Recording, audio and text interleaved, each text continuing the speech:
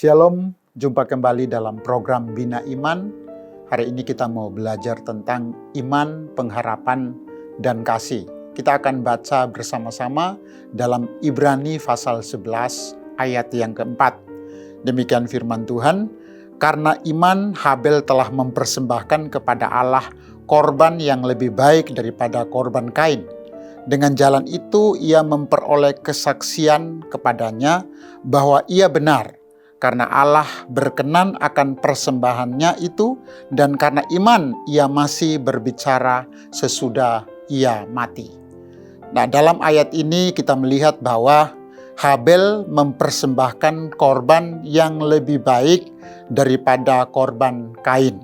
Ya, tentu kita semua ingin seperti Habel yang mau mempersembahkan korban yang lebih baik kepada Allah. Dan Alkitab menjelaskan bahwa semua kita bisa memberi sesuatu yang terbaik bagi Allah.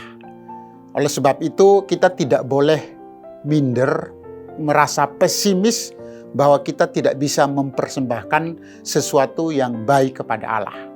Nah, dalam penjelasan ayat ini dengan jelas ada dua orang yang sama-sama mempersembahkan sesuatu kepada Allah.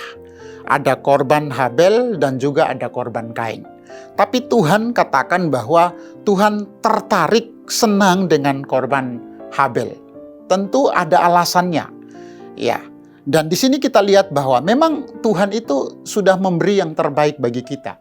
Oleh sebab itu kita harus memberi yang terbaik juga bagi Tuhan.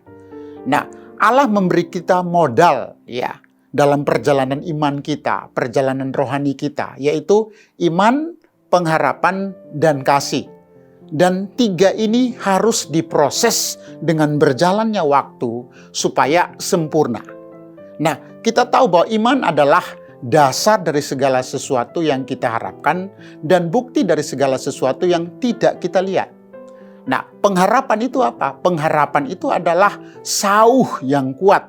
Ya, jadi iman, pengharapan, dan kasih. Kasih itu apa? Kasih itu bukti daripada iman dan pengharapan kita. Jadi kalau kasih kita tidak bisa menunjukkan iman dan pengharapan kita, maka kasih kita belum sempurna. Oleh sebab itu, ketiga hal ini antara iman, pengharapan, dan kasih, ini harus sempurna.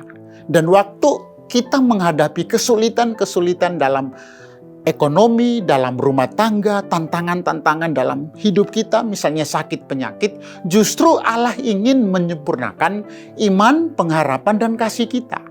Nah, oleh sebab itu saudara, kita tidak boleh stres, kita tidak boleh bersungut-sungut saat kita menghadapi kesulitan. Percayalah bahwa kesulitan, masalah, dan sakit penyakit itulah yang akan membuat iman, pengharapan, dan kasih kita menjadi sempurna.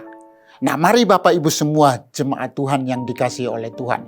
Kita mau mengizinkan Allah untuk bekerja secara maksimal dalam hidup kita. Kita tidak boleh bersungut-sungut dalam menghadapi segala situasi.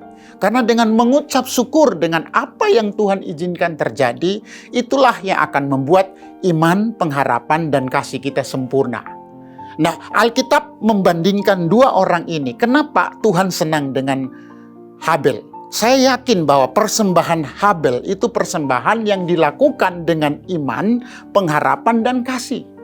Jadi orang yang punya iman yang sempurna, dia akan melakukan sesuatu karena melihat Allah yang duduk di sorga.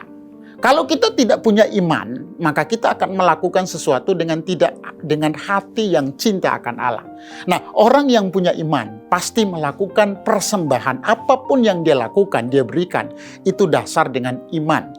Karena iman itu adalah sesuatu yang harus kita buktikan dengan cara kita mempersembahkan sesuatu. Nah, terakhir dikatakan bahwa ada pengharapan. Pengharapan itu memang sesuatu yang sulit kalau kita tidak intim dengan Tuhan. Oleh sebab itu Paulus katakan bahwa kasih kita kepada Allah harus kita sempurnakan melalui apa? Melalui keintiman.